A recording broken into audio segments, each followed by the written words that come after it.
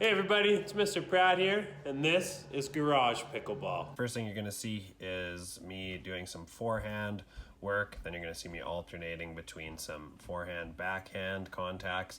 And then you're going to see me start adding in the side and top of the paddle. These are great warm-ups for any racket sport to work on that hand-eye coordination. Later on, you're going to see me doing some more tricky things like contacting the ball and drawing a circle around it with my paddle. You'll also see me hitting the ball up and trying to catch it on the paddle.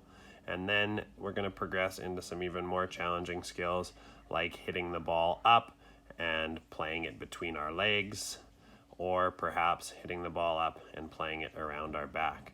Always trying to catch the ball at the end to ensure we're maintaining control of the ball and challenging ourselves at the level we are currently at. We are starting super simple. We are doing a two-hand underhand throw and catch. This is a great way for absolute beginners or younger students to start learning the skills of pickleball. Still gets your body moving, gets you in position to play the ball, and works on bending those knees and strategizing where you place the ball.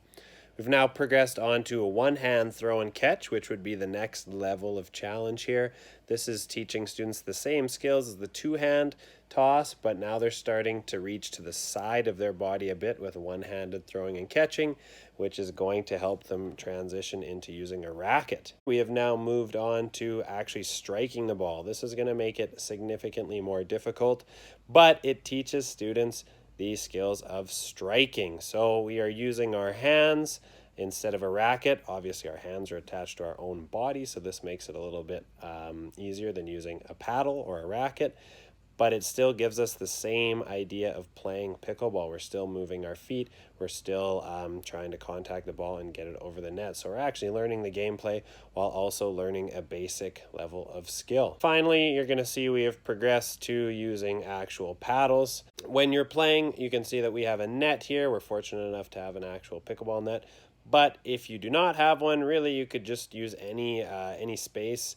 Especially if you can get outside, just draw a chalk line on your driveway or maybe on some concrete or a tarmac somewhere, and just focus on having the ball pass that line as you contact it. Sometimes what I do is I actually put like a pylon on each side of the line, or pylons all across the chalk line, to simulate a net or a net height. So even if you just have one pylon, you can put it there so you have an idea of how high you should be contacting the ball to get it over. So I hope you've enjoyed this video about pickleball, just learning some modifications on how to simplify it for younger students or beginners to help them learn the game. The attached modifications are a great starting point for you to use just to work on basic throwing and catching and striking skills, and then can transition into racket sports. So thank you for watching. Please remember to like, share, and subscribe to my channel. And this is Mr. Pratt signing off from Pickleball in the Garage.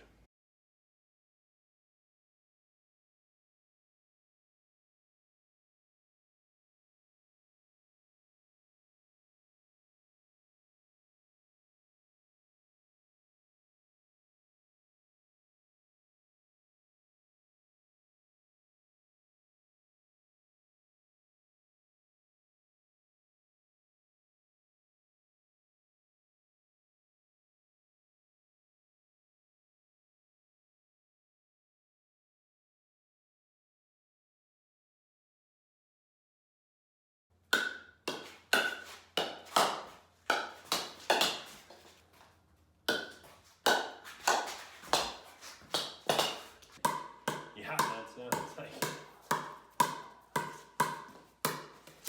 Oh, go get it.